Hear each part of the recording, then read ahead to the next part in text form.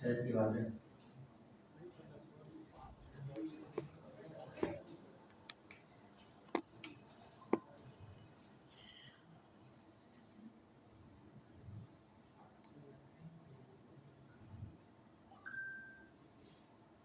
Sir e commerce वाला practice में था ना, वो नहीं है, ऐड ही नहीं किया। वो मैंने ऐड नहीं किया था। नहीं ऐड नहीं किया। अच्छा कलर सबमिट कर दिया था। नहीं करा कलर सबमिट कर दिया था। वो लोग भेज दिया था वीडियो बना के। नहीं पोर्टल पे कर दिया था सबमिट।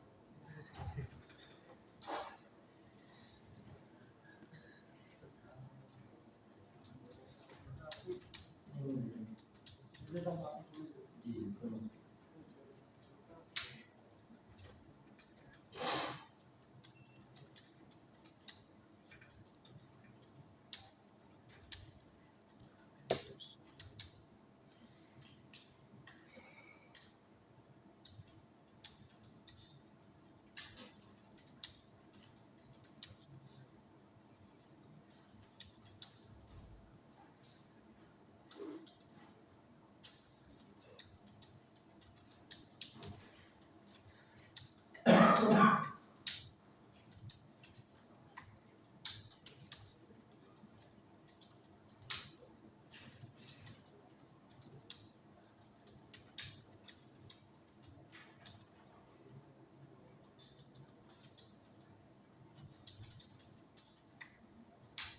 मैसेज किया इसको।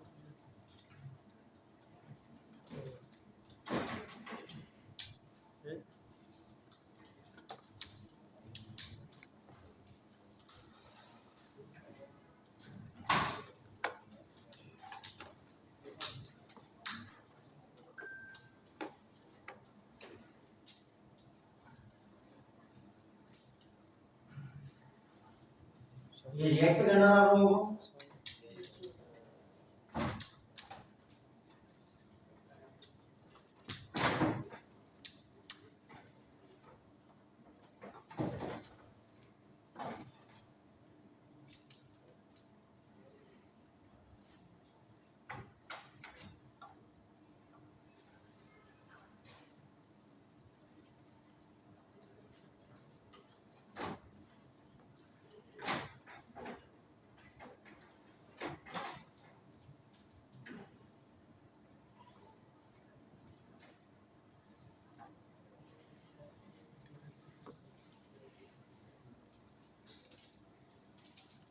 तो इससे बहुत सारी चीजें गाइड भी करती हैं, ये भी मैं आपके एक्स्ट्रा इन्फो के लिए ऐड कर दे रहा हूँ।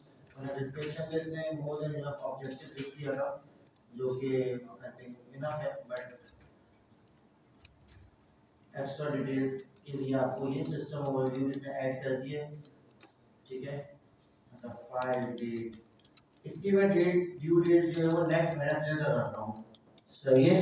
सबने इसको सबमिट करना है, क्योंकि ये असाइनमेंट मैंने दिया हुआ काफी पहले से था, जैसे कि आप लोग सबको पता होगा, याद होगा, ठीक है। तो मैं ये अज्यूम करता हूँ कि अच्छा इसमें मैंने बहुत सारी चीजें यहीं पे बनवा भी दी थी क्लास में, सही है। तो ये भी मुझे याद है अच्छे से, ठीक है। तो मैं ये अज्यूम करता हूँ कि इंशाल्लाह नेक्स्ट वेडनेसडे तक से पहले ही सारे सबमिट कर दोगे, ठीक है। अच्छा अब आते हैं जरा अपने टॉपिक के ऊपर, विच वाज टाइप स्क्रिप्ट, ये पढ़ रहे थे ना हम। अच्छा डब्ल्यूसी स्कूल पे आए थे लास्ट क्लास में, मैंने I think function, type script, arrays, objects, ये सारी चीजें पढ़ाई थी, और एनी पढ़ाया था, ऐसे ही है, ठीक है। एलियासेस बाकी था, ठीक है। अच्छा एनी के साथ मैंने अननोन पढ़ाया था, यस ये पढ़ाया था, साथ में आधा टपल्स भी पढ़ा था। हाँ टपल्स, एलियासेस, और मैंने शायद आई थिंक अननोन भी पढ़ाया था, है इनफ, सही है। नहीं एनी के साथ अननोन नहीं हुआ था, ठीक है। एनी और अननोन जो है वो थोड़ा सा मिलते जुलते हैं, सही है, टाइप के अंदर। तो हम पहले उसको डिस्कस करते हैं, देन उसके बाद हम एलियासेस, इनम और जो जो बता रहे हैं उसकी तरफ चलते हैं। टपल डाटा की तरफ जाएंगे, दो डाटा कैसे होते हैं, किस तरीके से होते हैं, सही है। सॉरी अननोन सर ने पढ़ाया था। अननोन पढ़ चुके हो? Yes sir. अच्छा तो जरा फिर मुझे बता दो व्हाट इज अननोन डाटा, क्या करता है? इसका टाइप पता ना, इसकी डेटा टाइप पता ना हो कि क्या होने वाली आगे, इस वजह से जो है ना अननोन कर देते हैं। जबरदस्त। तो अननोन वर्सेस एनी में क्या डिफरेंस है? अननोन सर मेरे कोई भी डेटा टाइप ले सकते हैं, लेकिन जब यूज करेंगे पहले चेक करेंगे डेटा टाइप का यूज करेंगे। नाइस। और एनी में एनी में डायरेक्टली कोई भी डेटा टाइप को अवॉइड करें। एनी में यार डेटा टाइप को अवॉइड कर देंगे, नॉन अननोन में उसको जो है ना पहले डिक्लेयर करते हैं, फिर उस पे जो है ना जब भी कोई बना टास्क परफॉर्म कर रहे हैं तो उसको बताना पड़ेगा कंडीशन के थ्रू या आपको वेरिएबल में डिफाइन ये अननोन हो रहा है यहाँ पर। एनी में उसको डेटा टाइप को अवॉइड कर देते हैं, क्या कहते हैं? अवॉइड कर देते हैं तो कोई अवॉइड कर देते हैं। नाइस, वेरी गुड, बिल्कुल ऐसा ही है। ये बिल्कुल सही बताया शब्द ने, तो सही नाम मैंने भी सही बताया था। चलो जबरदस्त। अच्छा, एनी में ये होते हैं कि आपके पास वो इस चीज को पॉज कर देते हैं कि मुझे कोई टाइप की नीड नहीं है, I am behaving like a JavaScript, ऐसा ही है। लास्ट क्लास में इसको पढ़ा भी था। अननोन क्या करता है, इसकी प्री डिफाइंड जो डेटा होती है ना, वो पोस्ट डिफाइन कर देता है। समझ में आई बात? हमेशा क्या होता था कि आप बताते थे फंक्शन के अंदर अगर पैरामीटर आर्गुमेंट लास्ट क्लास में पढ़ाया था, उसकी डेटा टाइप हम डिफाइन कर देते कि भाई इसकी डेटा टाइप स्ट्रिंग आने वाली है या इसकी डेटा टाइप नंबर आने वाली है। हालांकि उसका आर्गुमेंट आप पास करोगे जब फंक्शन कॉल करोगे, ऐसे ही है। दैट्स अ प्री डिफाइन कि आपको एक वेरिएबल आने वाला है और उसकी वैल्यू आप पहले बता रहे हो। जब इसके लिए काम और भी करते हैं ना, थोड़ा और अच्छे से समझ आ जाने लगे। तो मैं चलता हूँ कोड बेस पे।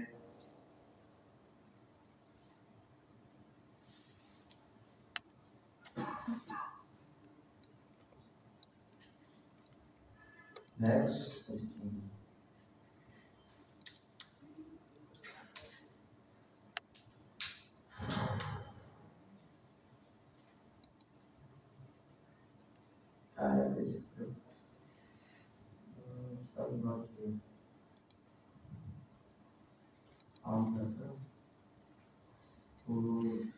करते हैं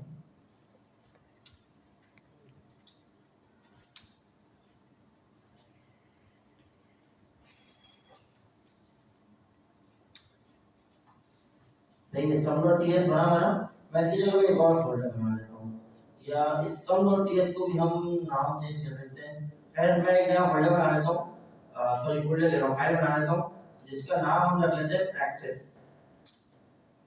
सही है। इसके अंदर हम सारी चीजें परफॉर्म कर लेंगे। बार बार नया प्रोजेक्ट बनाना, बार बार नए फाइल्स बनाना, उससे बेहतर है। ठीक है। अच्छा, मैं क्या कह रहा हूँ, थोड़ा सा मैं जूम कर देता हूँ आप लोगों के लिए ताकि आसानी से समझ में आ जाए। जस्ट सपोज दैट मैंने एक फंक्शन बनाया, इस फंक्शन के अंदर मैं वेरिएबल बना रहा हूँ, अभी के लिए आप एज्यूम कर लें यूजर इनपुट और दूसरा आप एज्यूम कर रहे हैं कि यूजर आउटपुट। ठीक है। अब इन दोनों की मैं टाइप बता रहा हूँ इस जगह पे। पहले जो मैं बता रहा हूँ कि ये क्या है, स्ट्रिंग है, और दूसरे का मैं बता रहा हूँ ये भी स्ट्रिंग है। चलो सही है। This is a pre defined. ये क्या हो गया, प्री डिफाइंड। अच्छा, फंक्शन का मैंने कोई नाम नहीं दिया, मैं कह देता हूँ इसको यूजर डाटा। ऐसे हो गए, कोई मसला? अभी मैंने कोई रिटर्न नहीं रखा तो मुझे इसके बाद टाइप बताने की नीड नहीं है अभी के लिए इस केस में, क्योंकि कोई रिटर्न याद है ना, लास्ट क्लास में पढ़ाया था मैंने। फंक्शन के अंदर जब रिटर्न आएगा तो आप यहाँ पे टाइप बताओगे कि इसका रिटर्न क्या होगा। ऐसे ही है।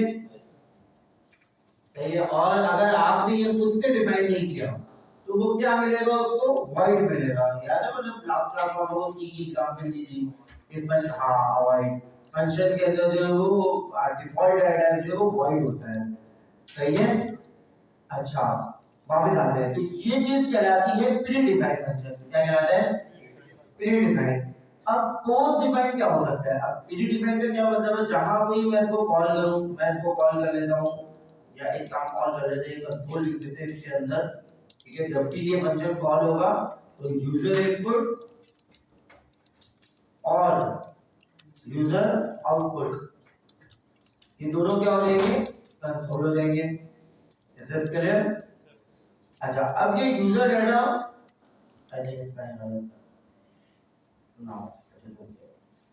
ठीक है। अब ये यूजर डाटा यहाँ पे आ रहा है, बट एक चीज है कि ये कह रहा है कि भाई इसमें दो आर्गुमेंट है बट गॉट जीरो। मुझे आप कुछ भी नहीं ले रहे, हालांकि आपने प्री डिफाइन से क्या बताया है, टाइप बताई है। तो इसको ये बात तो समझ में आ रही है कि यहाँ पे कुछ वैल्यू मिलना चाहिए, और वो वैल्यू भी किस तरीके से मिलनी चाहिए, स्ट्रिंग मिलनी चाहिए। या फिर दूसरे का जो है ना मैं नंबर लिख दूं, तो क्या मिलनी चाहिए, नंबर मिलनी चाहिए। ऐसे ही है, ये दोनों चीजें क्लियर है। तो ये एग्जांपल कहलाती है, जैसे कि मैं अभी ऐड कर देता हूं, एक का नाम एम्पल लिख देता हूं एंड द सेकंड इज और इज गुड, ऐसे ही ना, ठीक है। तो एरर भी हमारा जा चुका है। अगर मैं इसको कंपाइल करूं, फाइल को रन करूं, तो मेरे पास कुछ ना कुछ आउटपुट जरूर आएगा। ऐसे ही होगा। क्या है इसका सिंटैक्स, tsc, एक सेकंड, सबसे पहले मैं cd करके फोल्डर में भी जाना है, तो टाइप से अपने बाहर करना है। और ये क्या है, स्टडी, क्या कह रहे हो, npx tsc, ठीक है, tsc नोट, एक सेकंड और देख रहा हूँ। फाइल का नाम क्या है, practice, but will not be loaded in file।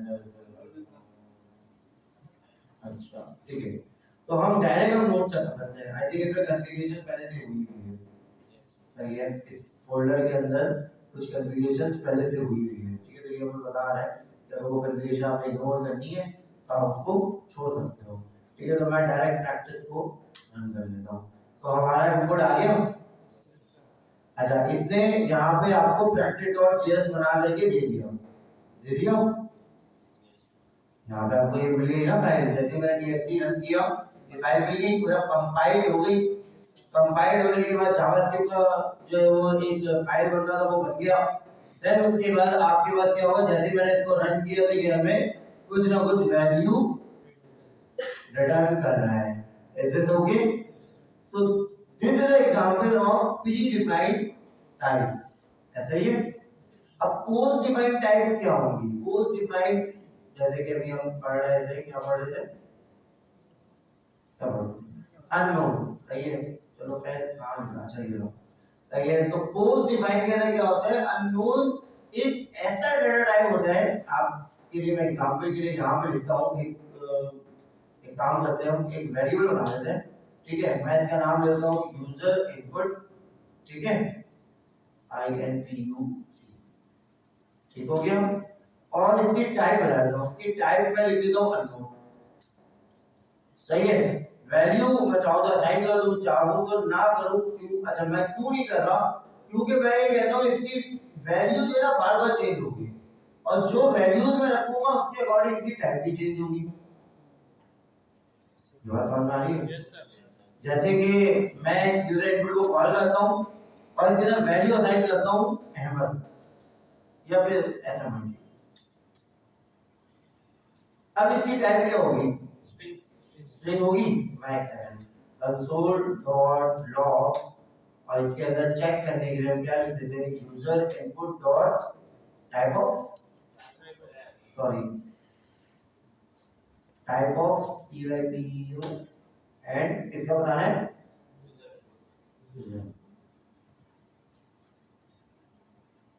क्या है इसकी टाइप, स्ट्रिंग। अच्छा, मैं इसको दोबारा से राइट करता हूं और मैं यहां पे अब करता हूं वैल्यू चेंज। अब क्या है ये, कंफर्म हो, पक्की बात है, पहले स्ट्रिंग फिर नंबर।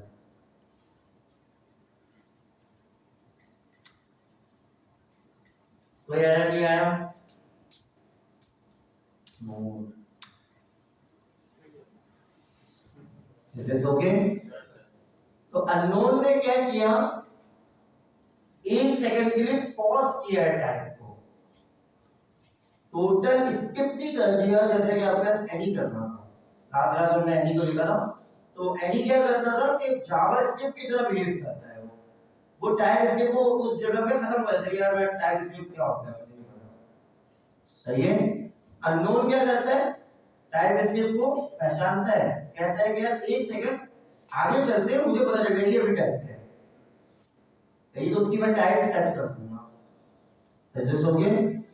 अच्छा, कुछ डिफरेंसेस हमारे पास गूगल में मैंने अभी जो सर्च किया था तो मुझे यहाँ पे नजर आ रहे हैं। जबरदस्त, अच्छे लिखे हैं। डिसेबल ऑल टाइप चेकिंग, जो बात हम कह रहे हैं, एंड यही करता है unknown enforce strict type safety. सही है, टाइप क्योंकि आगे की बोले टाइप सेफ्टी का मतलब ये होता है कि जिसके लिए आपने टाइप सेफ्टी फाइल बनाई, ऐसे ही है ना, टाइप सेफ्टी के लिए बनाई। जो मैंने लास्ट क्लास में बहुत डिटेल में बताया था कि मेमोरी एलोकेशन या मेमोरी एनालाइजेशन के वक्त आपके जावास्क्रिप्ट के कोड को पता हो कि मुझे किस कोड को किस वाले कंपाइलर से गुजारना है, स्ट्रिंग से, नंबर से, तो उसकी परफॉर्मेंस बेहतर हो जाती है। ऐसे ही है ना, तो टाइप सेफ्टी होती है कि भाई हमें पता है कि ये टाइप आएगा। अच्छा, दूसरी चीज ऑपरेशंस के बारे में बता रहे हैं। allows any operation calls property access, ये सारी चीजें इसमें एडी के अंदर अलाउ होती है। restrict all options until verified, कोई भी ऑपरेशंस अलाउ नहीं होगी। इसकी एग्जांपल देने के लिए अगर मैं बताऊं आप लोगों को तो आप ये सोच सकते हो, जस्ट सपोज दैट कि कोई एपीआई हिट हो रहा है। अब एपीआई जब हिट होता है या तो वो रिस्पांस लेकर के आएगा या तो वो रिटर्न में डाटा लेकर के आएगा। ऐसे ही है, आप लोग अननोन होते हो कि रिस्पांस आएगा क्या, मैसेज भी आ सकता है और समटाइम डाटा भी आ सकता है। ऐसे ही है, इस चीज की मैं एग्जांपल देता हूं। हम गेम खेलते हैं डाइस वाला, वो जिसके अंदर 2-3 वो नहीं होते, हाँ लूडो डाइस, जिसमें शफ करते हैं और उसको फेंकते हैं, ठीक है। अब समटाइम हो सकता है कि आप उसमें आ जाए कि मतलब कोई ऐसी वैल्यू आ जाए जिसकी वजह से आप मतलब अपना परफॉर्म ना कर सको, मतलब आप या एक गुड बची हो उसको 1 चाहिए और उसमें 6 आ गया, तो क्या आएगा वहां पे मैसेज आएगा जिस वन में। ऐसे ही है। और सम टाइम क्या होगा कि वैल्यू मिलेगी कि ये कितने मुझे डाइस को आगे मूव करना है, नंबर मिलेगा। बिफोर रिस्पांस आप अननोन हो या फिर डायरेक्ट कहेंगे। ऐसे ही है, परफेक्ट एग्जांपल बता रहा हूं मैं अननोन की, ठीक है। तो ये ऑपरेशंस की बात कर रहे हैं कि ये रिस्ट्रिक्ट होता है ऑल ऑपरेशन अंटिल वेरीफाइड। अब ये बात समझ में आई, जब तक वो रिस्पांस नहीं आ जाता ये क्या रहेगा, अननोन रहेगा।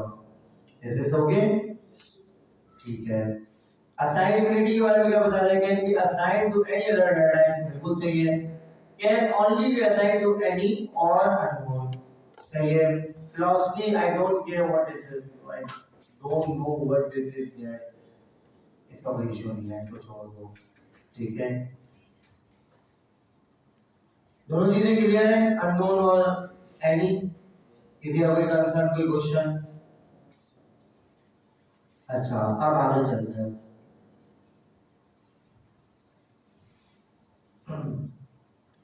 TypeScript type aliases and interfaces, सही है। TypeScript allows types to be defined separately from the variable, मुझे याद आ रहा है ये भी मैंने पढ़ा दिया था। वेरिएबल के लिए मैं अलग से टाइप बना दूं और मैं उसको कॉल करता चला जाऊं, याद आ रहा है? आपने पढ़ाया था, सर नहीं पढ़ाया था।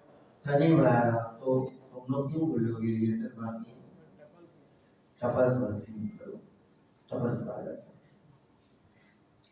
A tuple is a type array with a predefined length and type for each index. क्या मतलब? हाँ बोलो।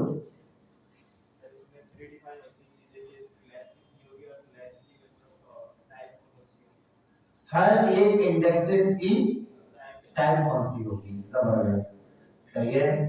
Tuples are great because they allow each element in the array to be known type of value, सही है। क्यों अच्छा है? क्योंकि एरे के अंदर हमने एक तरीके से कैटेगराइज कर दी है चीजें। टपल में क्या करते हैं हम? कैटेगराइज कर रहे हैं कि भाई ये पहला वाला इंडेक्स यही आएगा, दूसरा वाला इंडेक्स इसकी टाइप ये आएगी, थर्ड इंडेक्स इसकी टाइप ये आएगी, तो ये क्या किया हमने, जस्ट सपोज कि मैंने 4 डाटा रख दी, बूलियन भी रख दिया, नंबर भी रख दिया, स्ट्रिंग भी रख दिया, एरे भी रख दिया, 4 रख दी मैंने।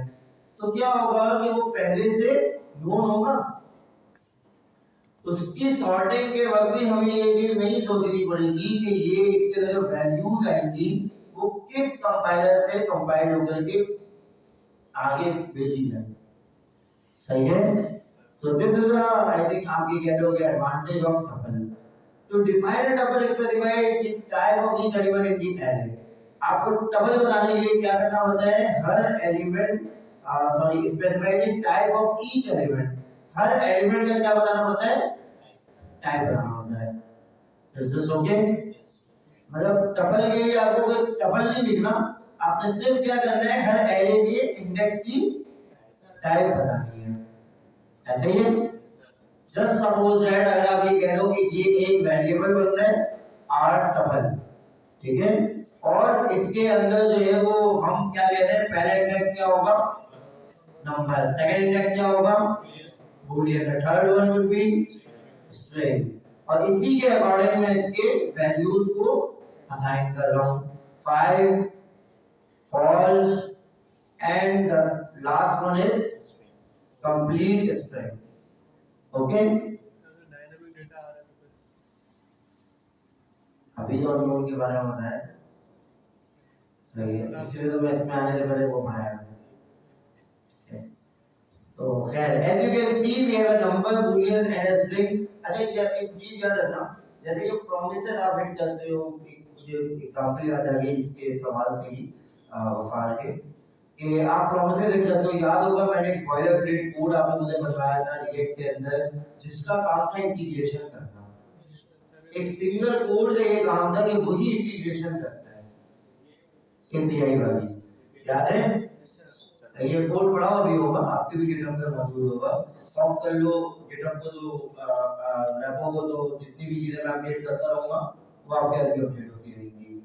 है तो उसके अंदर मैंने आप लोगों के पास जो है वो प्रोमिसेस पढ़ाए हैं, सही है, कि कुछ भी होगा, एपीआई हिट होगी, एंड पॉइंट आएगा तो कुछ ना कुछ तो रिटर्न आपको मिलेगा। ऐसे ही रिजेक्ट हो रहा था या रिजॉल्व हो रहा था, याद आ रहा है? तो उसके अंदर आप कोशिश ये करते हो हद इम्कान कि आप अननोन डाटा ही डिफाइन करो, सही है, क्योंकि वो एक सिंगल फंक्शन होता है जिसका काम होता है इंटीग्रेशन परफॉर्म करना।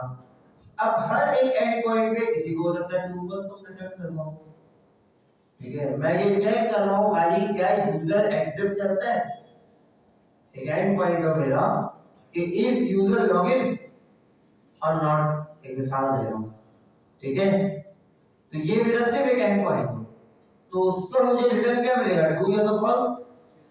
अब एक एंड पॉइंट है मेरा जिसमें आप लॉगिन करवा रहे हो, उसका रिटर्न क्या मिलेगा, एक token which would be string, ऐसे ही है। तो वो जो इंटीग्रेशन वाला पार्ट है, मतलब अगर मैं थोड़ा सा कोड भी लिख करके दिखाऊं तो शायद आप लोगों को बेहतर याद आ जाए, जेएस में लिख के इसलिए दिखा रहा हूं कि जो मसला नहीं होगा।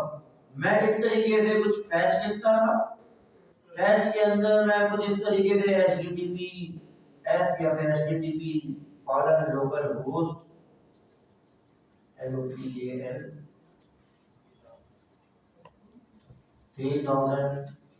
देन उसके बाद यहाँ पे end point just suppose API, और इस एपीआई के बाद कुछ भी आ रहा था that is not pre defined कि यार यही आएगा, कभी लॉगिन भी एंड पॉइंट आता था, कभी यूजर फाइंड भी आता था, कभी ऑर्डर भी आता था, कभी प्रोडक्ट्स भी आते थे, ऐड प्रोडक्ट, लीड प्रोडक्ट, याद आ रहा है?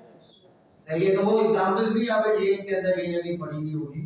तो इस चीज का जो रिटर्न होगा, ये जो पूरा फंक्शन चलेगा एक प्रॉमिस के अंदर बंद होता है, इस प्रॉमिस का जो रिटर्न होगा, या इस प्रॉमिस के अंदर जो आप एज्यूम करोगे कि आपको वैल्यू क्या मिलेगी, वो होगी हर बार चेंज, ऐसे ही होगी।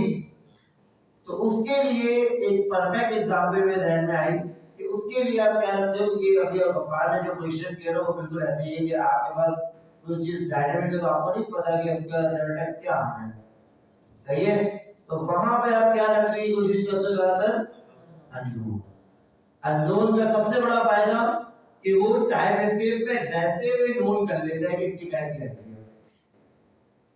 और हर बार चेंज भी करो तो कोई इश्यू नहीं है, जैसे हमने ऊपर एग्जांपल देखी। ऐसे हो गए, और में आ गई बात मफाद, ठीक है। अच्छा अब आते हैं वापस टपल पे। तो टपल में हमने क्या किया है कि ऊपर हमने जैसे कि मैं इसी कोड को उठा लेता हूं अभी के लिए एग्जांपल के लिए,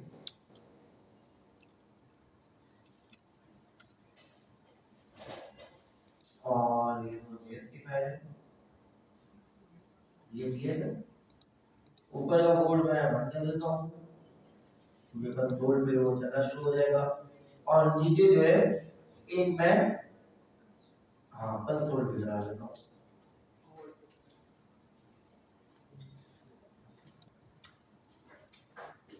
ठीक है,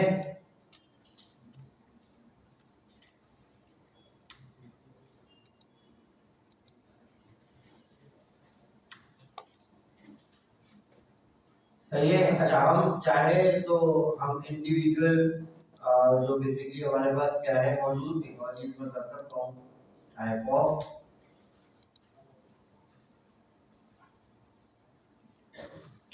इंडेक्स नंबर 0, पता चल जाएगा।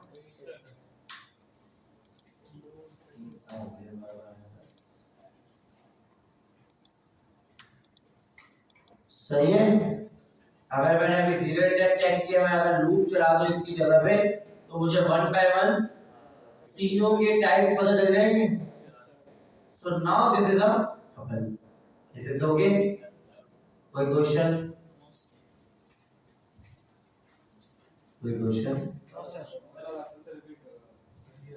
अच्छा हाँ ठीक है, मैं तो रिपीट नहीं करता, आप में से कौन खड़े होकर के थोड़ा सा डिफाइन करेगा?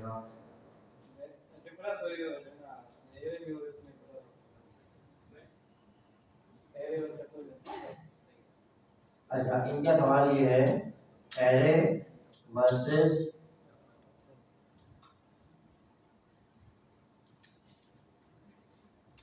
ये सवाल है। टपल में और एरे अभी देख के ही बता रहे हैं ना, हाँ नहीं मैंने बता टपल में ईच इंडेक्स का मतलब हमें टाइप डिफाइन करना पड़ती है। एरे में हम सिर्फ एक ही टाइप दे सकते हैं कि ये एरे की जितनी इंडेक्स होगी इसकी टाइप नंबर होगी या स्ट्रिंग होगी, कोई एक टाइप डिफाइन कर सकते हैं। तो बता, और कोई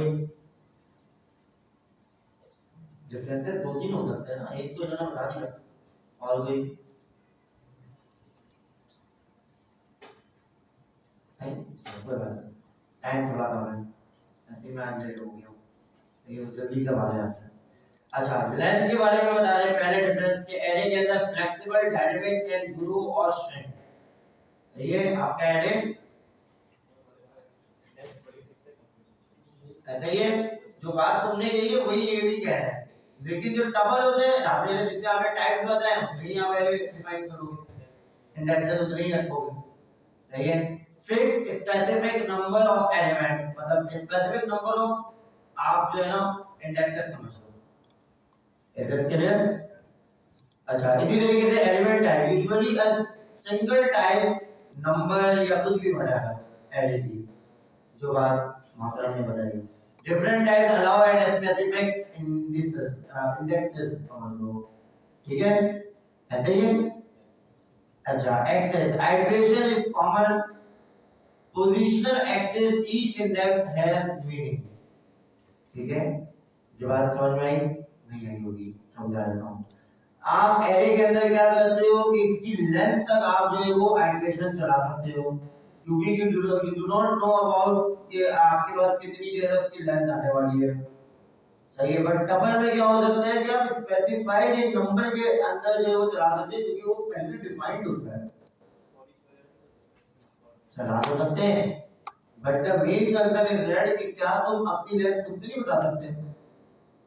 टपल में जब आप इंडेक्सेस बता सकते हो तो अपनी लेंथ भी बता सकते हो। इसमें तो नॉन होती है ना सर। हाँ यही बता रहा हूँ, यही मतलब यही है, एक्सेस आप कर सकते हो उसको पोजीशनल वाइज, जैसे मैंने 0 1 और 2 जैसे मैंने अभी यहाँ पे किया, ये रहा, किया जा सकता है ना। नहीं समझ में आया शायद। मैं एक बात और समझाता हूँ। मैं एक लूप बना रहा हूँ, मैं कहता हूँ ये चले इंडेक्स नंबर 2 तक। तो 2 कैसे बोल रहा हूँ मैं? मुझे पता है ना, जब मैंने डिफाइन किया टपल बनाया तो मुझे पता है कि कितने मैंने इसके टाइप दिए और कितने मैंने इसकी वैल्यूज दी हैं। ये टपल पे डिफाइन है, सही है। बट जो कॉमन एरे होगा वो तो कुछ भी हो सकता है, उसमें हम डॉट लेंथ लगाते हैं, ऐसे ही है। तो दिस इज कॉमन, बहुत ही सिंपल से डिफरेंसेस है, बिग डिफरेंस नहीं है। Is this clear? अफजल, अच्छा वापस आते हैं अब। टपल बिल्कुल क्लियर है सबको? हाँ, हमने लास्ट क्लास में रीड ओनली भी याद है आप लोगों को प्रैक्टिस किया था। रीड ओनली के अंदर हम क्या कर सकते हैं? कुछ नहीं कर सकते, बिल्कुल ऐसे ही है। मतलब लाजमी सी बात है ना, वो राइट नहीं है, वो रीड है खाली। सही, पढ़ा जा सकता है, कुछ ऐड या डिलीट इस तरीके से कुछ नहीं कर सकता, ठीक है। तो हम इसको रीड ओनली करके इसके टाइप बता सकते हैं और उसके अंदर उसकी वैल्यूज असाइन कर सकते हैं। No I am not allowing कि हम इसके अंदर ये एरर दे देगा हमें ये वाली लाइन, सही है। मैं इसकी एग्जांपल रख देता हूं ताकि आप लोगों के लिए आसानी रहे। तो ये दे रहा है एरर, ऐसे ही मैं इसको कमेंट कर देता हूं, ओके। अगर मैं इसको अनकमेंटेड कंपाइल करूंगा तो कंपाइलर भी क्या कर देगा? एरर रिटर्न कर देगा। अच्छा, ऑब्जेक्ट पढ़ते हैं, इनम्स। इनम्स पढ़ चुके? अच्छा ठीक है। An enum is a special class that represent a group of constants.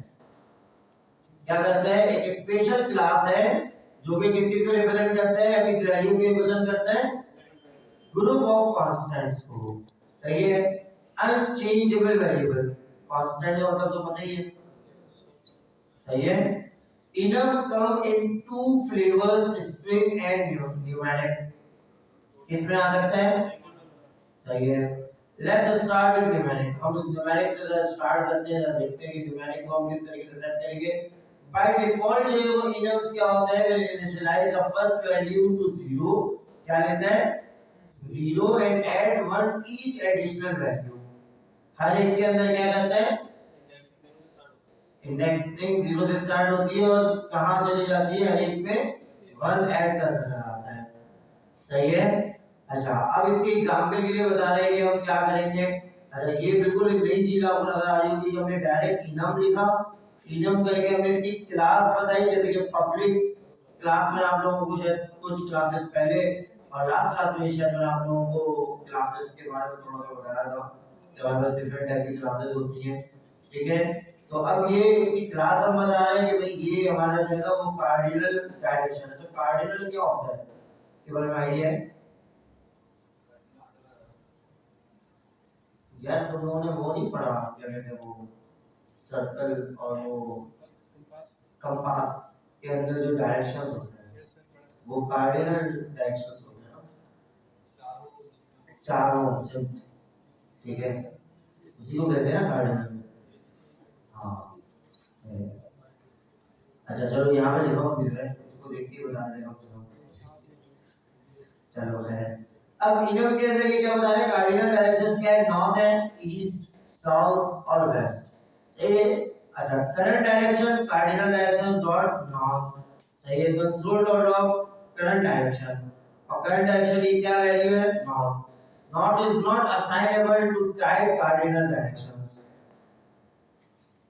What is this? एक सेकंड, इसको हम जरा रन करते हैं। ये शायद हमें कोई वैल्यू देना चाहिए, बल्कि हम यही क्या से रन कर सकते हैं, 0 से इसे ही वैल्यू देना है, सही है। तो हमने नॉट जो रखा था, अगर आप वो देखो तो वो किधर है?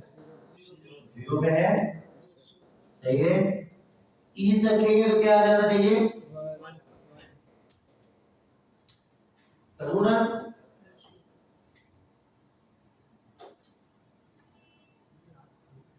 अच्छा, ये टाइप भी तो चलाता है और कंपाइलर भी तो चलाता है, इस वजह से थोड़ा सा डिले आ रहा है, टाइम ले रहा है। ओके, कोई मसला समझ में आ गया? इनम, अच्छा इनम जो है ये बहुत ज्यादा यूज नहीं होते हैं। उसका रीजन ये है कि ये बेसिकली सी वाली की बात आ गई दोबारा से। इस सी के अंदर एक ऐड है कि इनम सम रखा करते हैं, ठीक है। लेकिन हम जावास्क्रिप्ट में हम की नम्स कोई इस तरीके से नंबर्स डिफाइन नहीं करते कि कौन से पोजीशन पे है या कौन सी वैल्यू है, हमें नीड नहीं होती। ठीक है, बहुत मुस्कुरा रहे हो तुम। ठीक है, बताओ हम लोग कैसे हैं। वो बोलना एकदम रिएक्ट से इस पे आ गया, आसान लगे। हाँ, 4 साल लगेगी। मेरी कोशिश तो ये थी कि ये कंप्लीट हो जाता अपनी छुट्टियों के दरमियान, लेकिन हो नहीं सका।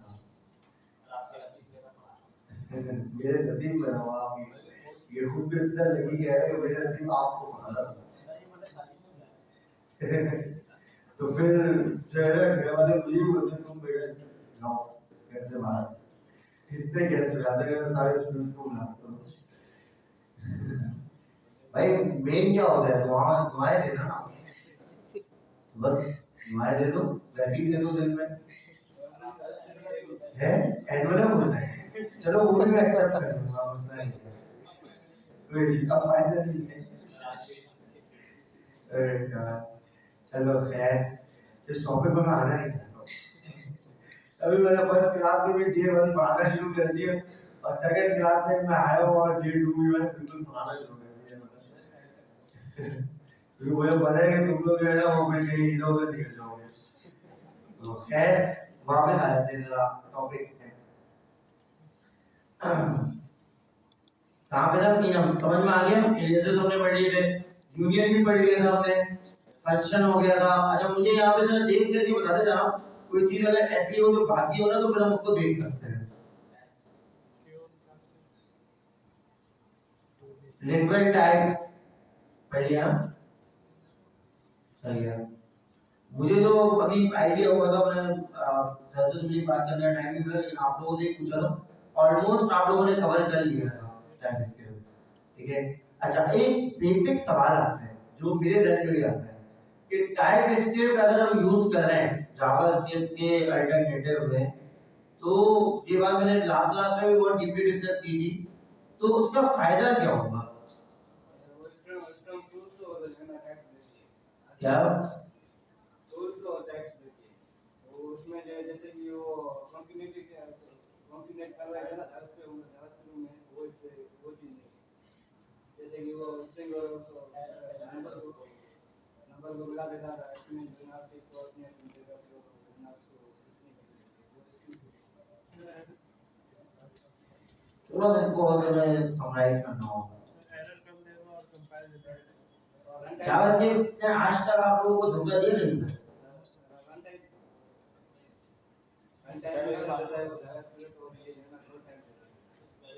जबरदस्त, ये बात बिल्कुल ठीक है, लेकिन अब जरा आसान लैंग्वेज में भी बताओ। ये बात भी सही है, सुपरसेट ये बात भी ठीक है, और जबरदस्त। अगर मैं इसको एक लाइन में बताना चाहूँ, अगर कोई आपसे इंटरव्यू में पूछता है कि भाई टाइप स्क्रिप्ट में मैं कोई वो बनाऊँ, क्या कहते हैं अपना प्रोग्राम बनाऊँ, या फिर जो सॉफ्टवेयर है या जो वेब है या जो ऐप है वो मैं जावास्क्रिप्ट में बनाऊँ, तो आपकी क्या सजेशन होगी? तो आप ये बताओगे कि अगर आप बहुत ज्यादा मोहतात रहना चाहते हो कि हर एक लाइन के ऊपर आपका डेवलपर सोच के चीजों को करे, तो आप टाइप स्क्रिप्ट की तरफ जाओ, कि आपके chances of failure run time के ऊपर कम हो जाएंगे, मतलब डेवलपमेंट टाइम के ऊपर, डिप्लॉयमेंट टाइम के ऊपर कम हो जाएंगे, प्रोडक्शन के ऊपर आपके एरर्स कम हो जाएंगे। ऐसा ही है, वो इंडिविजुअल लाइन के ऊपर का फोकस रहेगा। तो ये तो पता होगा कि इसके स्ट्रिंग ही आएगा रिटर्न, ऐसे ही है। हाँ, और जो जावास्क्रिप्ट है उसके अंदर क्या होगा, एरर आ सकता है अनएक्सपेक्टेडली, कोई भी कोड कहीं पे भी फेल हो सकता है, पहली चीज पहली लाइन क्लियर। टाइप स्क्रिप्ट थोड़ा सा फास्ट मूविंग करता है, जो कंपाइल्ड हुआ लैंग्वेज होता है, ये कंपाइल्ड होकर जो उसकी जावास्क्रिप्ट बनती है, सही है। और जो है वो थोड़ा सा फास्ट मूविंग करता है, क्योंकि चीजें पहले से डिफाइन होती हैं इस टाइप में इस टाइप में, सही है। तो इन केस अगर आपने वो भी लिखनी है, क्या कहते हैं स्पीड को चेक करना है, तो आप टाइप स्क्रिप्ट की तरफ जाओगे। तो इस तरीके की ना दो तीन, देखो एक तो चीज होता है वो रटी रटाई की बातें करना, वो तो चलो तुम लोगों ने भी मुझे दो तीन चीजें बता दी, सुपर सेट और ये वो बिल्कुल सही है। लेकिन ना अगर कोई बोलते हैं थोड़ा सा एलाबोरेट करो अपनी बात को या डिस्क्राइब करो तो आप उसको अच्छे से समझा दो कि ये दो चीजें भी हैं। सही है। अच्छा, एक और चीज मैंने रात रात आप लोगों को बोली थी दूसरे टॉपिक्स की तरफ मूव करने से पहले, वो ये है कि मैंने आप लोगों को कहा था कि आप लोगों ने इंटरव्यूज क्वेश्चंस और फ्रीलांसिंग स्टार्ट करनी है। तो किस किसने कर लिया कि प्रिपरेशन शुरू कर दी? ठीक है, जबरदस्त। किसको लेकर के स्टार्ट किया? सर अभी तो यूट्यूब फेसबुक पे शॉर्ट्स वगैरह इंस्टाग्राम वगैरह पे तो वो उसमें प्रैक्टिस करता हूँ तकरीबन। और एक पीडीएफ भी उन्होंने दी थी 40 टेक क्वेश्चन जावास्क्रिप्ट वगैरह फ्रंट एंड और फुल स्टैक की, वो पीडीएफ भी है बस। जबरदस्त। तो अगर मैं एक स्पेसिफिक लैंग्वेज पूछूं तो तुम रिएक्ट पे कर रहे हो या सर जावास्क्रिप्ट क्वेश्चन थे पूरे जावास्क्रिप्ट। अच्छा, कोर जावास्क्रिप्ट पे भी तुम हैंड्स ऑन कर रहे हो? जबरदस्त। और कोई एक अहमद का क्वेश्चन मैंने देखा था, पढ़ा नहीं, मैं जरा उसको मैंने सोचा था क्लास में ही उसको मैं डिस्कस कर लूंगा। आई थिंक शायद वो प्रिपरेशन कर रहा था, उसके बाद ही इसने मुझे शेयर किया था ग्रुप में। तुम लोगों ने पढ़ा था?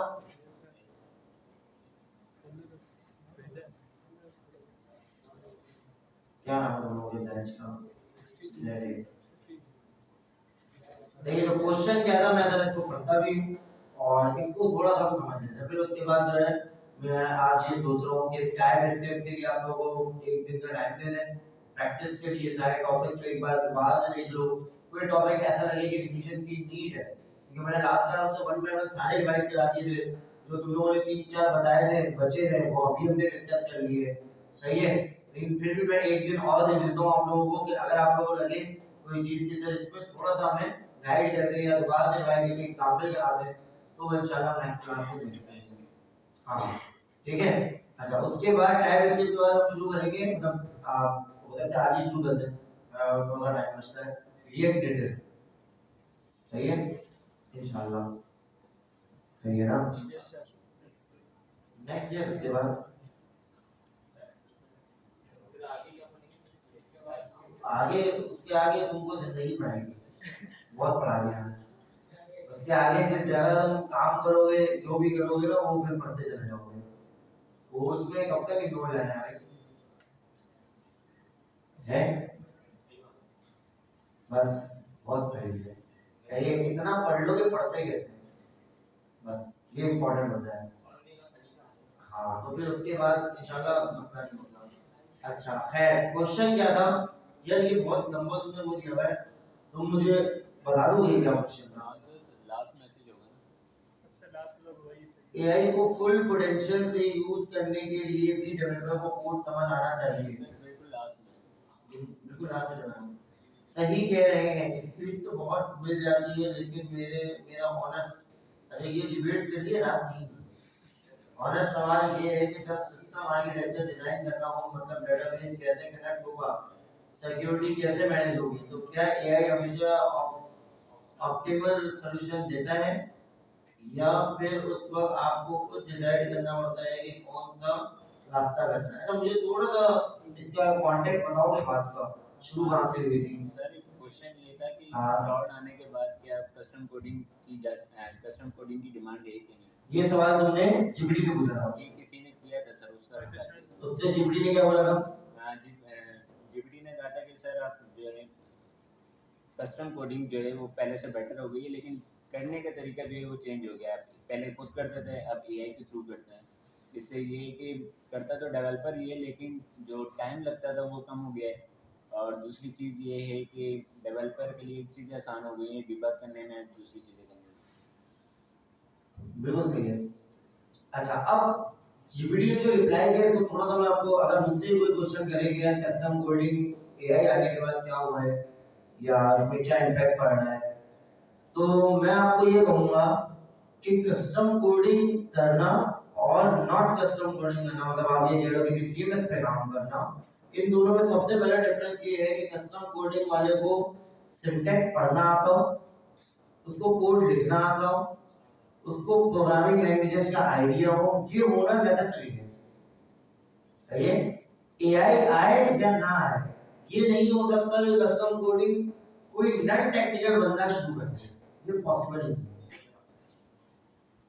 सही है, ये बिल्कुल रियल टाइम में आपको अगर एग्जांपल भी दूं, कल मैं एक मीटिंग में था, ठीक है, उस मीटिंग के अंदर किसी ने सीनियर आई थिंक शायद खातून होंगी, उन्होंने एक बात बहुत गलत कोड कर दी, ठीक है, मतलब 7-8 साल का जो मैंने एक्सपीरियंस मुझे साउंड से लग रहा था कि मैं इसमें लिखना होगा, ठीक है, लेकिन एज अ प्रोजेक्ट मैनेजर वो जॉब करनी है, बट उन्हें कोडिंग नहीं आती, उन्होंने एक बार गलत कोड कर दी, वो बात छोड़ो, इम्पोर्टेंट ये है तो उन्होंने गलत कोड कर दी। हो सकता है उनका उनकी नॉलेज का जो बेस हो वो चैट जीपीटी हो या फिर जेमिनी हो, तो उन्होंने कहीं से भी वो सुन करके ना गलत कोड कर दिया, ठीक है, तो उस जगह पे ना उनको फील हुआ कि यार मुझसे गलती हो।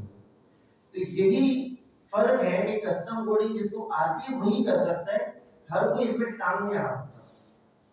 अगर वो कुछ बोलेगा तो वो मिस्टेक करेगा, सही है। तो मतलब आप ये समझ लो एआई आने के बाद भी आपको एबीसीडी से लेकर कस्टम कोडिंग के बारे में पूरा जानना जरूरी होता है। अब तक इसमें कोई भी चेंज नहीं आया, कस्टम कोडर्स जितने भी हैं वो समेत, सही है, ये एआई से हेल्प तो लेते हैं, बट ऐसा नहीं है कि इन्हें बेस नॉलेज ना हो और ये भी कस्टम कोडिंग लिखवा रहे हो, this is not possible. Straight forward answer देना, सही है। अब आती है बात कि भाई एआई आने के बाद फिर फायदा क्या होगा कस्टम कोडर्स का या कस्टम कोडिंग जो ऐप बनवा रहे हैं उनके लिए क्या फायदा होगा। तो ये फायदा जो है ना वो समझो कि डायरेक्टली सिर्फ डेवलपर्स को है, सही है, वो डिफरेंट टाइप की एग्जांपल्स लिखवा रहे हैं और पढ़ रहे हैं, खुद नहीं लिख रहे हैं। समझ में आई बात।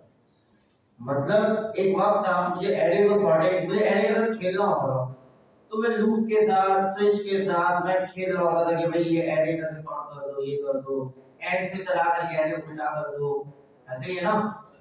मैं 1 2 3 3 2 1 4 8 9 इस तरीके से उसमें इवन इवन ऑड निकाल लेता था, ऐसे ही है, ये सारी चीजें मैं करता था। आज के दौर में अगर कोई इंटरव्यू में तुम जाओ तो अब भी तुमसे यही सवाल करेंगे कि यार एरे को सॉर्टिंग कैसे करते हैं, हालांकि एआई आ गई है।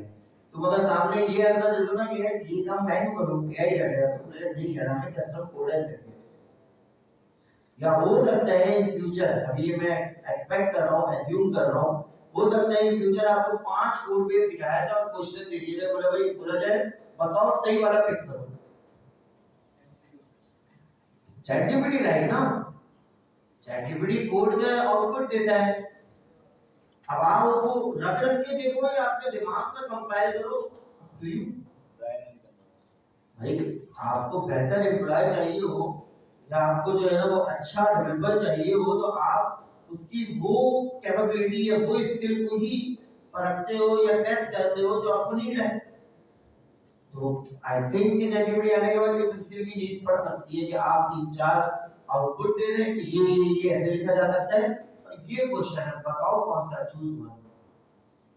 अगर उसने सही पिक कर लिया तो आप ये समझ जाओगे कि यार इसको एक तो कोडिंग भी आती है, प्लस ये मेरा टाइम जो डेवलपमेंट टाइम है, जो चीज 6 घंटे में होती थी वो इसको 2 घंटे में ले जाएगा, क्योंकि ये उठा करके रन करके नहीं चेक कर रहा, खुद से कंपाइल करके बता रहा है सही। हो सकता है ये फेस हो जाए आने वाले वक्त में, ये मैं एज्यूम कर रहा हूँ, सही है। तो ये हुआ है फायदा टोटल, ठीक है। अच्छा, जब मैं ये कह रहा हूँ कि 6 घंटे 2 घंटे में कन्वर्ट हो जा रहे हैं या 8 घंटे 2 घंटे में कन्वर्ट हो जा रहे हैं, तो इसको आप ऐसे भी समझो कि जहां पे मुझे 10 एम्प्लॉय की नीड थी अब मुझे 2 एम्प्लॉय की नीड है। ये फर्क हर कंपनी में पड़ा है। जैसे कि लास्ट टाइम मैं आपको रिसर्च बता भी रहा था, ओरेकल 30,000 to 50,000 एम्प्लॉयज ने फायर कर दिए थ्रू दी सिंगल ईमेल कि बस अल्लाह। तो ये क्या फर्क है, कंपनी नहीं बन गई, ये ओरेकल बंद हो गया, खत्म हो गया, काम नहीं करेंगे, ये बात नहीं हुई है। क्या किया उसने, तो बोला यार इनकी नीड ही नहीं है, मैं क्यों अपनी जो है ना वो टीम इतनी ज्यादा बढ़ा के रखूं, मतलब लोड है ना, पैसे सारी सी बातें लगते हैं, रिसोर्सेज लगते हैं, हर बंदे को पीसी दो, लैपटॉप दो, फिर उसके बाद जो है उनका ख्याल भी करो, फिर मतलब एक जगह भी पड़ना चाहिए, सारी चीजें हैं ना, सबको सोचते रिसोर्सेज है, ये सारी चीजें काफी सी बात है। अच्छा एचआर भी उसी अकॉर्डिंग कि यार ये कितने लोगों को मैनेज करेंगे, टीम भी पूरी इसी तरीके से होती है, सही है। तो उन्होंने बोला नहीं यार ये यही ज्यादा बेहतर है, और उस पर इन्वेस्ट शुरू किया, उसके बाद ये काम कर लिया, उन्होंने अपना प्रोडक्शन नहीं बन किया, उन्हें टीम शॉट की, सही है। तो ये चीज मार्केट में अभी बहुत ज्यादा हो गई है। अच्छा एक क्वेश्चन और अभी मैं देख रहा था, हो गया था,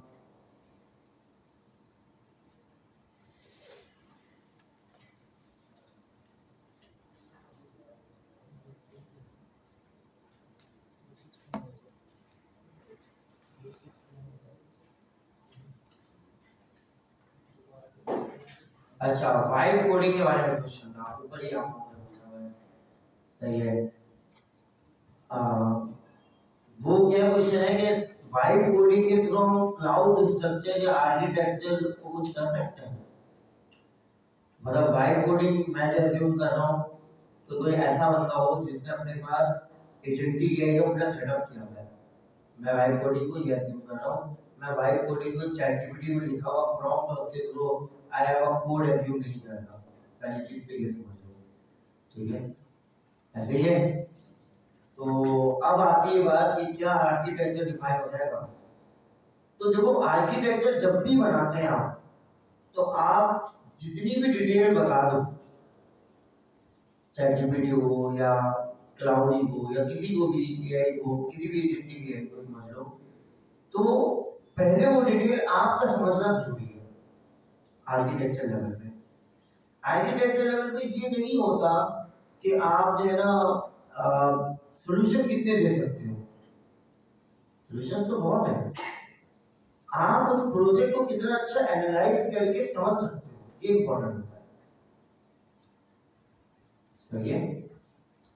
जस्ट सपोज कि अगर मैं एग्जांपल दूं, सनानी ने मुझे एक एरिया बताया, जैसे ये ऐसे पूरी जगह खुला हुआ मैदान है, मतलब कुछ नहीं बना हुआ, और उसने मुझे कहा कि भाई ये मेरी जगह है, ये पिलर्स है, ये बीम्स है, मुझे 3 लैब चाहिए, 2 ऑफिस चाहिए, एक सेक्टर रूम चाहिए, ये चाहिए वो चाहिए, मुझे बता दिया ये मेरी रिक्वायरमेंट है। अब नाउ अब आपकी रिस्पांसिबिलिटी आती है कि आप इसको कैसे डिजाइन करो। डिजाइन करते हुए सबसे इंपॉर्टेंट चीज आप तो ख्याल करोगे कि आपकी ऐसा ना हो कि आपने रूम तो बना दिए, जस्ट सपोज कि मैं ये रूम को बड़ा कर लेता कि यार सिटिंग इसमें बड़ी हो जाए, और मैं इस तरह से पीछे जाने का रास्ते ही बन गया, घूम गया रहूंगा, that's a bad design. This is a real example of architecture. तो आपको ये सोचना होता है कि आपकी ऐप किस तरीके से बिहेव करेगी इन फ्यूचर, 10 साल बाद भी इसकी आर्किटेक्चर में अगर कोई चीज ऊपर नीचे करूं तो मुझे पूरा स्ट्रक्चर चेंज ना करना पड़े। अगर इतनी अच्छी आपने डिजाइन किया, इतना अच्छा आपने आर्किटेक्चर बनाया है, बेस्ट। अगर नहीं बनाया है तो ये ईश्वर समझ बात। तो वाइब कोडिंग करना या आर्किटेक्चर के अंदर कोई बॉयलरप्लेट कोड लिखना, कॉन्फ़िगरेशन सेटअप करना सेकेंडरी पार्ट है। The first thing is that कि आपको आर्किटेक्चर के लिए कहां पिलर्स चाहिए, कैसे चीजें आपने खड़ी करनी है की। जैसे मैं उस दिन आप लोगों को AWS पढ़ा रहा था, तो मैंने आप लोगों को एक बात कही थी कि मैं फ्रंट एंड किस में डिप्लॉय करता हूं, AWS के अंदर क्लाउड फ्रंट में, याद है, मैं EC2 पे नहीं करता। रीजन बिहाइंड दैट कि मुझे पूरी एक मशीन नहीं चाहिए, EC2 is cost expensive, cost effective, ऐसे ही है, वो मुझे एक पूरी मशीन देता है। अगर मशीन लेकर चला जाऊंगा तो क्या होगा, कॉस्ट बढ़ती चली जाएगी, ऐसे ही होगा। तो इस वजह से मैंने ये किया क्लाउड फ्रंट के ऊपर फ्रंट एंड। अच्छा अपने फ्रंट एंड को मैंने कैसे बनाया है, स्टैटिक और डायनामिक मिलाकर बनाया है, ठीक है। अगर मेरा AWS मतलब EC2 रिस्पांस लेट कर रहा है, कम से कम स्टैटिक तो लोड हो जाएगा क्लाउड फ्रंट के थ्रू, या EC2 में कोई मसला भी है तब भी मेरा स्टैटिक लोड हो जाएगा क्लाउड फ्रंट के थ्रू। इसके दो फायदे हो गए, मुझे एक फायदा नजर आ गया कि मेरा दो इंजन हो गया, दोनों इंजन सेपरेट है, एक EC2 की मशीन है, दूसरा क्लाउड फ्रंट है, ऐसे ही है। एक की कॉस्टिंग कम है, एक की कॉस्टिंग ज्यादा है, तो मेरी यूटिलाइजेशन परफेक्ट हो गई, ऐसे ही है। तो ये चीज कहलाती है स्ट्रक्चरल डिजाइन। आप लोग पता नहीं किस चीज पे स्ट्रक्चरल डिजाइन या आर्किटेक्चर कहते हो, किसको कहते हैं? जब भी कोई एप्लीकेशन वगैरह बनाता है कंपनी में तो उसके लिए जो आर्किटेक्चर अगर होता है ना वो उसको हर चीज डिजाइन वगैरह करके देते हैं उसको फिर ये बात बिल्कुल ठीक है, इसमें कोई दो राय नहीं है। लाइक कोडिंग तो ये तो जो सवाल था ना, ये क्वेश्चन आया हुआ था मुझ में, से मैंने जवाब दिया। लाइक कोडिंग तो उस पे ही देना कैसे करना वैसे लाइक कोडिंग। अच्छा एक बात और आती है, अब एक सवाल और है, आज के दौर में करंट एरा में कंपनीज में आपको किस टाइप के सीनियर्स मिलेंगे, ये सवाल है। आजकल सीनियर्स भी आपको ऐसे मिलेंगे जो मतलब इतना ज्यादा लाउडली साउंड नहीं होंगे, वो आपको मतलब बहुत ज्यादा चीजें डिफाइन करके नहीं बता सकेंगे ना, या फिर हो सकता है वो बताते नहीं होंगे, ये मिलते हैं। ये क्या वो पूरा आर्किटेक्चर बना करके नहीं, वो कहेंगे हमने एक वेबसाइट बनानी है, अब तुम बना के लेकर के आओ कैसे बनाओगे। अब आती है बात फोल्डर स्ट्रक्चरिंग में, आर्किटेक्चर है ना, वो भी पार्ट ऑफ आर्किटेक्चर है कि कितने कम से कम कोड लिख करके कितना ज्यादा आप जो है ना एफिशिएंसी निकाल सकते हो। एफिशिएंसी, कोड एफिशिएंसी इसी को कहते हैं ना, पीस ऑफ लाइन कम हो और रिजल्ट भरपूर हो, इसी को कहते हैं एफिशिएंट होना।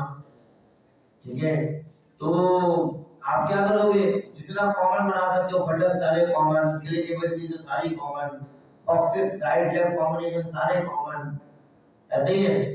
उसके अंदर से डेटा पास करोगे, मैप करोगे, डेटा होगा चला जाएगा। CSS कंप्लीट कॉमन, यही करोगे ना, तो क्या होगा कि आपकी ऐप या वेब जो है वो स्पीडी हो जाएगी। तो ये चीज हो सकता है कि आपको कोई सीनियर बनाए, तो ये आपकी अपनी स्किल सेट होगी कि आप कैसे इस चीज को कर सकते हो। कोड तुम वैसे भी लिखो तब भी चलेगा, कोड तुम अच्छा लिखो तब भी चलेगा, डिफरेंस है।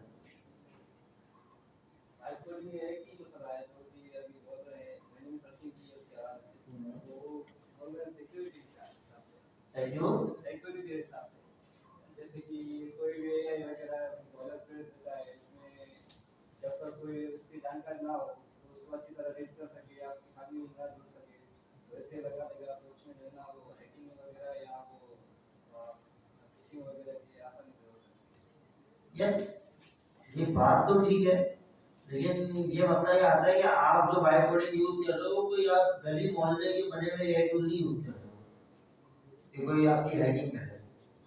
ठीक है, आप किसके यूज कर रहे हो, जीपीटी, क्लाउडी, ये बड़ी बड़ी कंपनीज हैं, इनके भी तो अपने कुछ प्रॉमिसेस हैं, इनके भी तो कुछ पैरामीटर्स हैं कि क्यों आपसे फिशिंग करेंगे। वो फिशिंग नहीं करेगी दूसरे भी आसान कर सकते हैं। नहीं सर, ये कह रहे हैं जो कोड लिखता है ना क्लॉड और उसमें वल्नरेबिलिटीज होती हैं बहुत, तो फिशिंग हो सकती है। ये बात सही है, ये इनका कहने का मकसद ये है कि सिक्योर डिजाइन नहीं बना सकते। क्लाउड आपको स्ट्रक्चर बना के दे सकता है या जीपीटी आपको कोड लिख के दे सकता है, बट आपको ये नहीं बता सकता कि ये कोड यहाँ होना भी चाहिए कि नहीं होना चाहिए।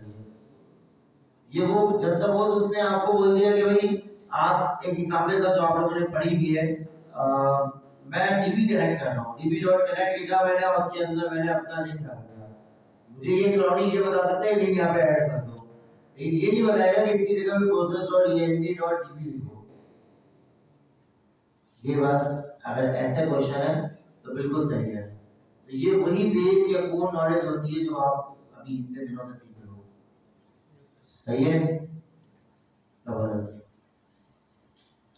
ठीक हो गया। अच्छा अब आते हैं, हमारे पास थोड़ा सा टाइम है, कम से कम एटलीस्ट हम इंट्रोडक्शन तो कर दिया।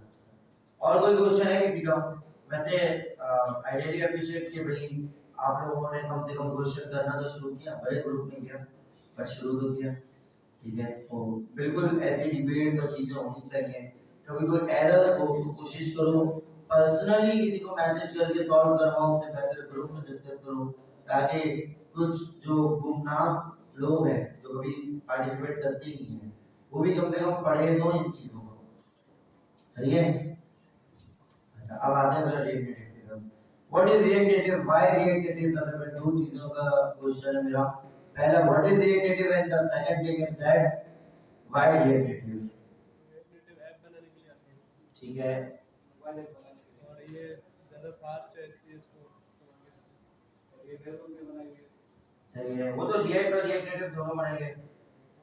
अच्छा, अब रिएक्ट नेटिव बेस किस पे करती है? कंपोनेंट्स नहीं, ये बात नहीं है। रिएक्ट नेटिव का अपना कंपाइलर क्या है?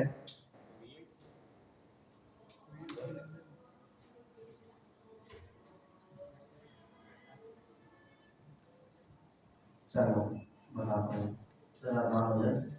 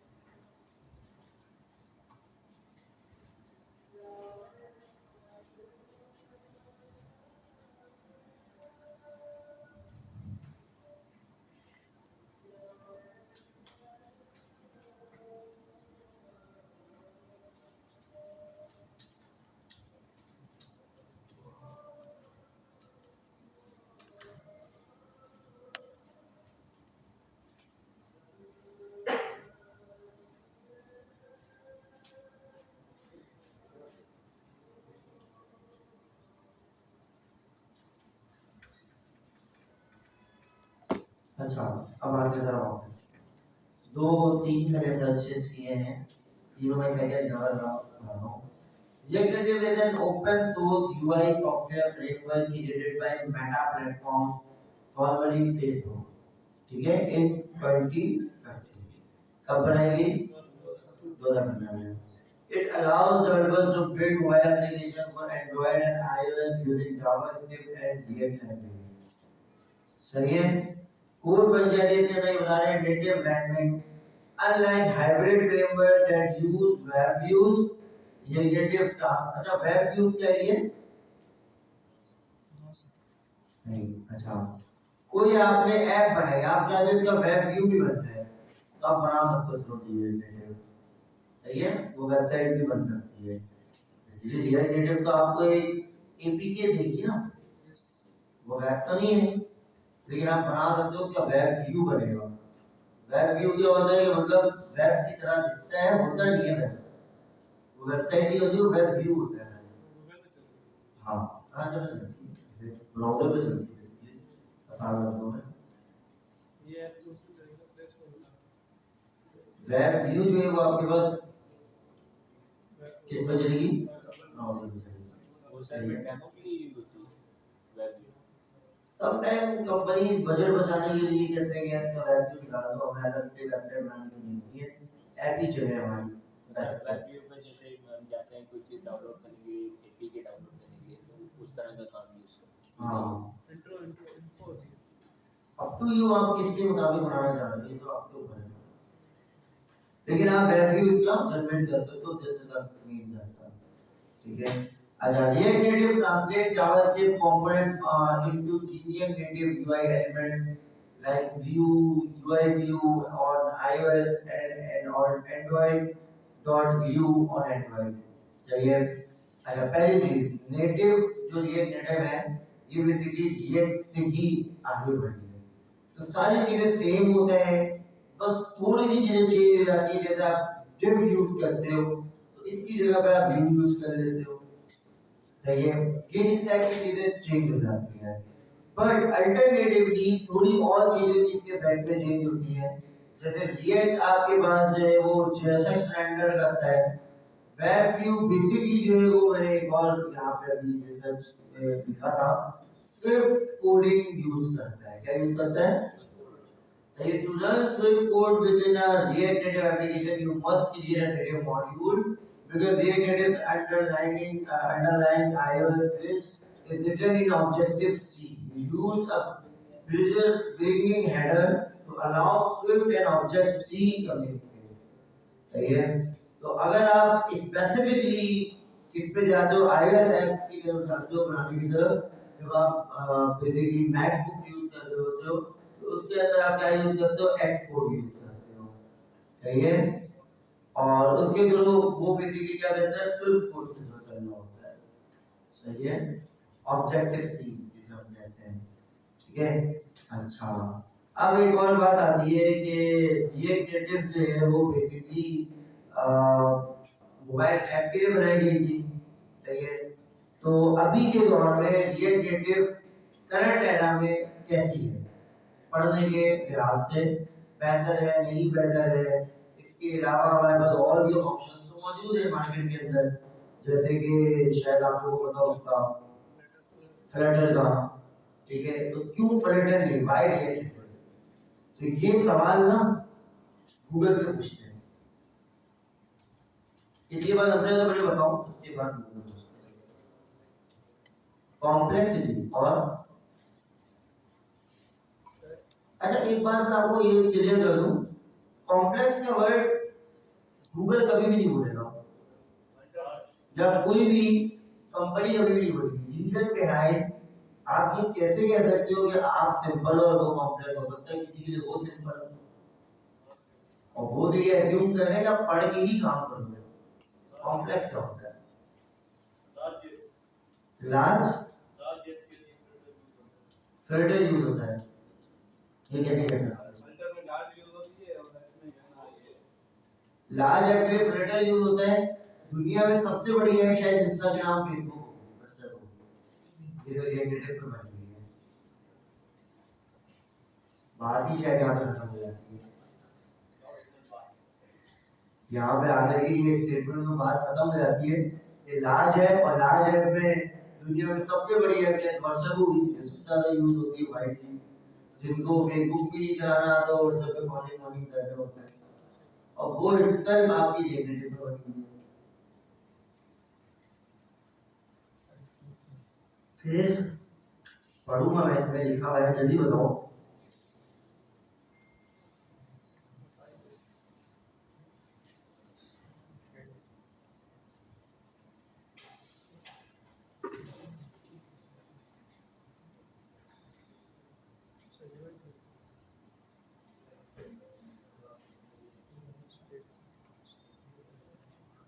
पढ़ लिए? नहीं? अच्छा चलो, मैं काम कर रहा हूँ, मैं इसको आज खुद से नहीं पढ़ा रहा, तुम लोग पढ़ लिया। मैं आप लोगों को दो तीन डिफरेंसेस खुद ही बता रहा हूँ। ये नेटिव करंट एरा में तकरीबन उसको 11 साल हो गया है, 2015 से टुडेज 2026। ठीक है, इसके अंदर थाउजेंड्स ऑफ ऐप बन चुकी है, वो डिप्लॉय है, चल रही है। एक कंपनी अपनी ऐप के ऊपर जस्ट सपोज 6-7 लाख रुपया खर्च कर रही है, तो क्या लगता है वो 10 साल बाद दोबारा इतना खर्च करना चाहेगी? इवन दो उसको कोई अपडेट भी करानी हो तो वो कहेगी कि यार 2-3 लाख रुपए की अपडेट करा लो। तो उसने 10 साल पहले 6-7 लाख रुपए आए थे, अभी के वो शायद 22-23 लाख रुपए बन जाते हैं। ऐसे ही है ना? तो एक फर्क तो सबसे बड़ा ये है जिसकी वजह से जॉब जो है मार्केट के अंदर रिएक्टिव की ज्यादा है, क्लटर मार्केट है। ठीक है, बहुत ज़्यादा इसके अंदर इसकी जॉब मौजूद है। और जो आपके पास फ्लडर है वो आई है 2022 में, 2022-21 में आई है। उसकी जॉब मार्केट थोड़ी कम है, राजनीति वाले कितने साल में। अच्छा, अब आती है एक और बात, कम्युनिटी बहुत स्ट्रॉन्ग है ये डेटा की। आप कहीं भी फंस जाओ ये डेटा पर निकल जाओगे। और आप फंसने का मुराद ये होता है कि आप ऐसी चीज कर दो जो ये डेटा में पहले किसी ने नहीं की हो। आप कम्युनिटी में सवाल भी डालोगे ना, कोई लोग आपको इसका सॉल्यूशन दे देगा, क्योंकि 11 साल से ये लैंग्वेज यूज हो रही है। फ्लटर की कम्युनिटी थोड़ी सी वीक है, क्योंकि राजनीति बात है, अभी न्यू ऐप है, बनने में टाइम लगेगा।